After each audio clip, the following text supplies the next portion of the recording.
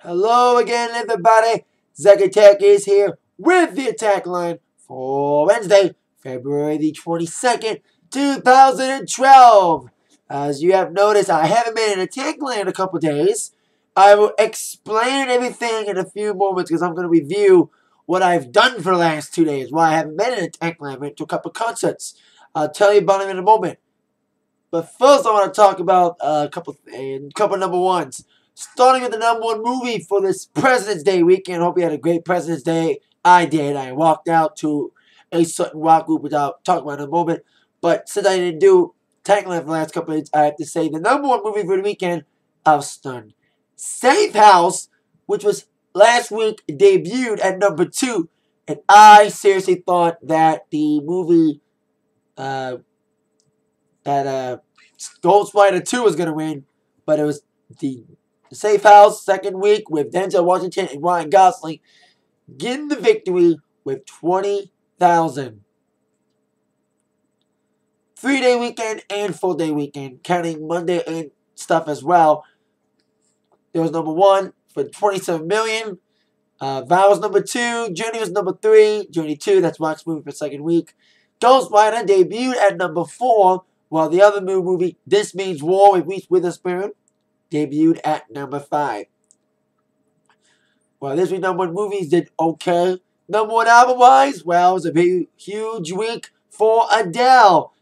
Following her Grammy sweep last week, 6-0, and a recent win at the Brits, which I'll talk about in a few moments, she topped the Billboard chart for a 21st non-consecutive week at number 1, with 700,000 copies sold of 21, making it the biggest non-Christmas week sales. Because usually Christmas is big, and she doubled her Christmas week. Because the week after Christmas is always a big week because people are buying shit after Christmas. She sold 300,000 during the last week of December, but she doubled it with the 700,000 this week, following the Grammys, and also she was on the Brits last night. She won 2 Brits, including Best British Female and British Album of the Year. But she got a lot of flack for flipping the bird during her last award. When she got British Album of the Year, she was cut off by the people. They were running out of time. They needed to get the last performer blow on, so they cut her off to some booze. She flipped the bird. She explained later it was a flip off to the producers for cutting her off. So don't fuck with Adele. So there you go. Adele's number 1 album. Still, but we have a new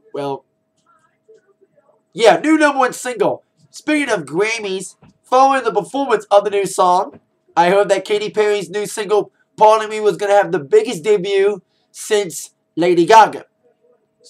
Born This Way 1 year ago. Because Lady Gaga premiered Born This Way at the Grammys, and it debuted at number 1 the next week. Well, same thing for Katy Perry. Katy Perry's Pardon Me debuts at number 1 on the Billboard Hot 100 this week, making it a huge week for her. Now, this doesn't count as a single from the Teenage Dream album.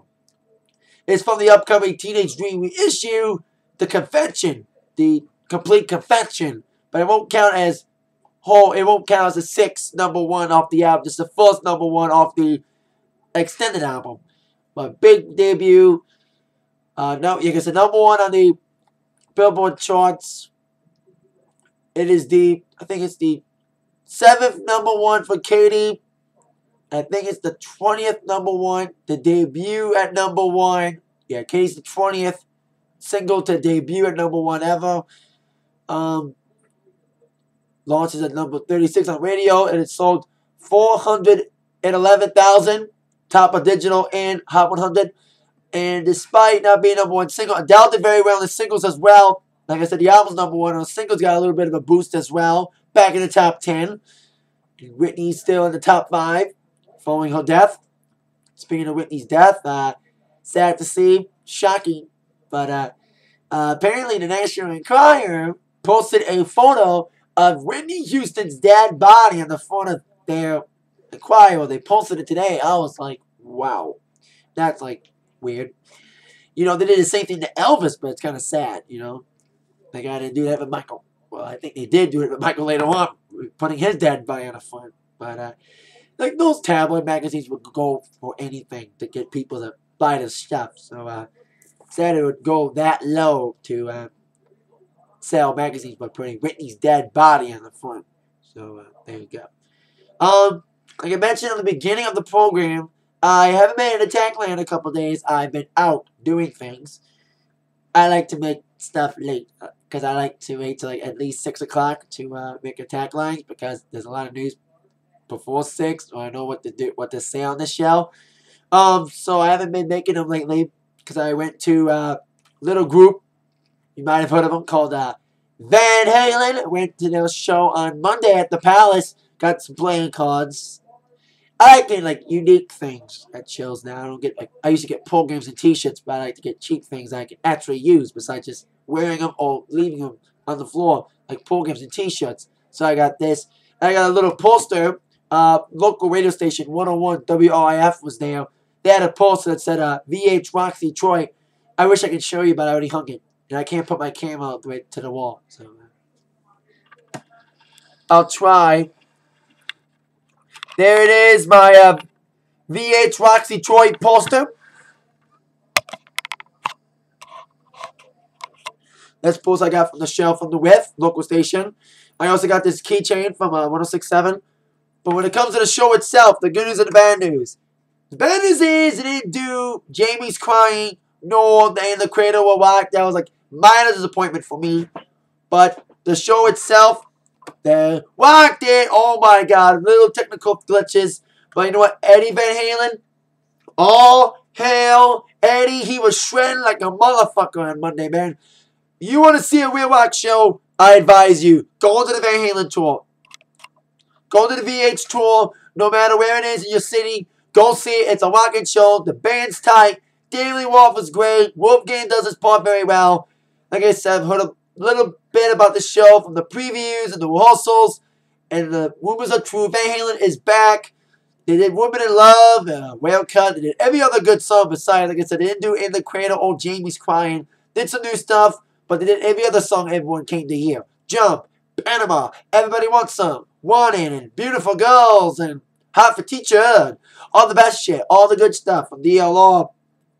And the opening act, Kool and the Gang, I thought they were going to get a bad reception because Kool and the Gang, a funk group, already up for a rock band with a bunch of guys who don't like R&B stuff, means bad sign. But you know what? Great receptive crowd after all. But not that much. But when Van Halen came on, just exploded. I just loved it, man. Go see Van Halen. Go see the tour. It's awesome. It'll rock your socks off. And maybe they'll get some glitches done. And I hope it's longer. Because it was only like an hour and 45 minutes. So they had to jam as many songs as they could. That's why they cut out songs like In the Cradle and Jamie's Crying. That's like minor things. But I also didn't mention they did also do Pretty Woman. And they thought I would You Really Got Me. If One Even the Devil was a second song, or would have made it later in the set, but I think it was a decent second song after a really rocking start with You Really Got Me. So, and like I said, Eddie Van Halen shredded like no other. He looked great. He looked sober. And DLR wasn't his typical self, but you know what? The band was tight. It sounded great. So, like I said, rock on, baby. See Van Halen. Speaking of rock, Tuesday night, I went to the Fisher Theater, local Detroit theater, to see Rock of Ages, the Bumpy Musical on tour. I got a little magnet there from the show. I've been waiting about a year and a half to see this because I went to UFC 2 years ago. Instead of Rock of Ages, when it came the first time around Detroit, I thought it wasn't going to come back to Detroit. And I thought I would never get the chance to see it unless I went to New York City to see it on Broadway. But it came back. Waited a whole year. It was announced last year. I had to wait a whole year to see this. And it was awesome. Great musical. If it comes to your city or if you live in New York, go see Rock of Ages. Great musical. Great funny stuff. A lot of 80s music. And I'm hearing they're going to make it into a movie with Tom Cruise and Russell Brand in it. So I can't wait to see what the movie holds and hope the movie sticks with the story of the musical. I hope they stick to it well. So I hope to see the movie and hope it's as good as the musical, which was awesome. I'm glad I got to see it on stage before seeing it on the big screen. So Rock of Ages is awesome. So I had a great week thus far with Van Halen. Rock of Ages on Monday and Tuesday. And I will talk about War because I missed it. But I'll talk a little bit about it in a bit because of Van Halen. So great day yesterday and Monday, Van Halen, Rock of Ages. Now on to other music news. Rihanna coming up with some little controversy. I heard last week she was going to release a remix of her song Cake from the album Talk That Talk, and she said that the future, that her special guest was going to shock the world. Well, it did. Chris Brown, he's been getting a lot of flack lately. His comeback at the Grammys had some great criticisms, and more criticism heading towards the fact that he's on Rihanna's remix for her song Birthday Cake, and the fact that he was at Rihanna's birthday party last week. I heard he was trying to make people sign confidentiality agreements to make sure no one talked about him being at the party. It's kind of weird that Rihanna and Chris are friends again. It's like weird because, you know, everyone's like, why would Rihanna want to be friends with the person that beat her up? And a lot of people feel the same way, including Miranda Lambert, who shot her mouth out of Chris Brown. And now apparently Chris Brown's in a war of words with CM Punk. Apparently CM Punk's in a Twitter war with Chris Brown talking shit. And Chris Brown said that CM Punk did steroids. Dumbass. I'm sorry, Chris. But CM Punk does not take steroids, for one thing. And he doesn't beat up women. He posted a video CM Punk did on TMZ about this whole deal. And they haven't tweeted about it in like 24 hours ever since CM Punk posted that thing. So that's kind of weird. That Chris Brown tweet, that CM Punk said by saying, I would like Chris Brown to find somebody that can defend themselves. Me curb stomping that turd would be a WrestleMania moment. And they've been, like I said, been on Twitter all last couple of days, not lately. But it's kind of weird to see Chris Brown feud with CM Punk on Twitter. So there you go. CM Punk segue to Monday Night War. As I mentioned, I missed Monday Night War because of Van Halen, but I will talk about it from what I've read from the results. Apparently, Triple H has finally accepted The Undertaker's challenge, and it's going to be Hell in a Cell at WrestleMania. Now, this is the first Hell in a Cell match at a WrestleMania in 13 years. The first and only Hell in a Cell match at Mania to this day was WrestleMania 15, Undertaker taking on the Big Boss Man. And did they think about this before making it, that the fact that Hell in a Cell is going to be at WrestleMania in an outdoor stadium in Miami?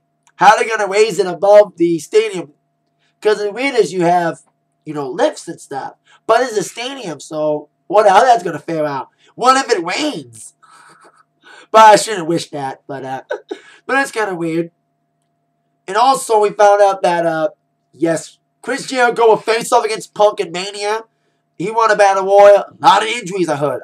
I heard Wade Barrett's out with a shoulder injury. Dolph Ziggler may have got an injury. And I'm happy that we got what we wanted. Jericho, Punk, and Mania.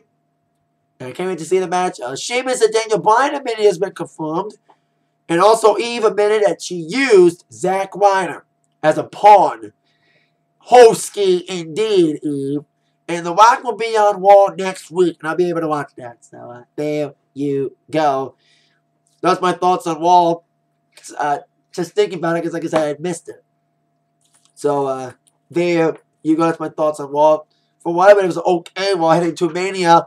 Surprised Coleman didn't show up to start her feud with Beth Phoenix, but she will eventually. But it's still kind of weird to me that Triple H and Taker's going to fight Hell in a Cell in an outdoor stadium. So let's see how that feels out.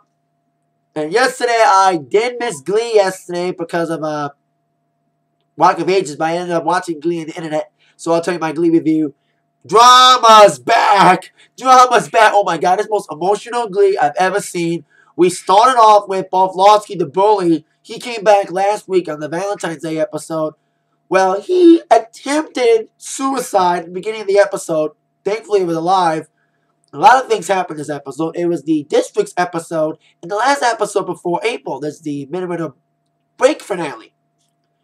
And it was Warblers against Glee, the New Directions. And apparently, Sebastian was on his evil ways. He was trying to blackmail Rachel, telling Rachel, drop out of Districts or Regionals, or you will see a photo of Finn naked on the internet.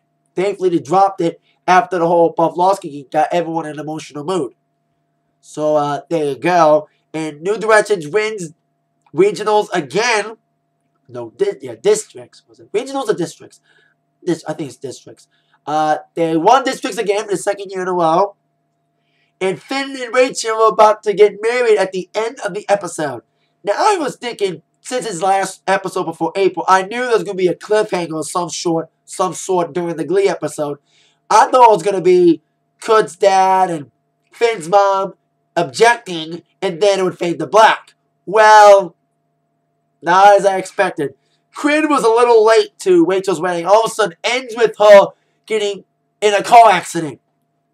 Fade to black. Like, she was driving, she was texting, car ran into her, fade to black. We don't know what's going to happen to Quinn. And it was sad to see that happen to Quinn, especially when things were going well. Like I mentioned, New Directions won the districts, and in fact, she was going the year and was back in the Cheerios. And to have that ending like that with her getting run over by a car, not knowing what's going to happen till April is going to be a pain. But hey, I hope she does out well. If Bob Lawski can be alive from a suicide attempt, Quinn can stay alive from a car accident. But we'll see what happens when Glee returns in April.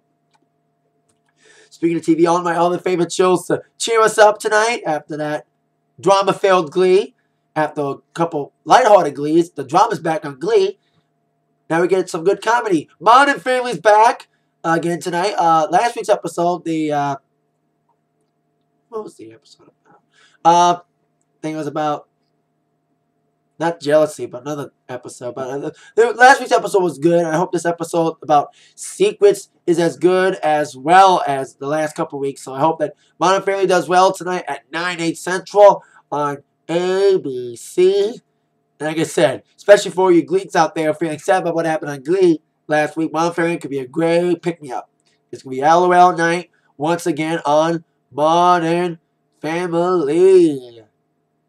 So there you go. That is it for my attack line. I'll see you all later.